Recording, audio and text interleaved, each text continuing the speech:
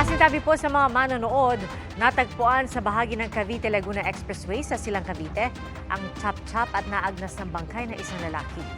Ayon sa mga pulis, natunto nila ang bangkay na nakabalot sa garbage bag, matapos ireklamo ng mga motorista ang masangsang na amoy sa lugar.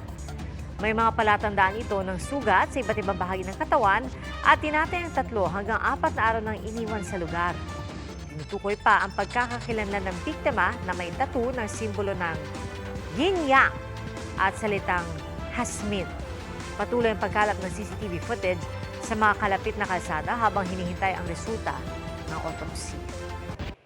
Mga kapuso, sama-sama tayong maging saksi.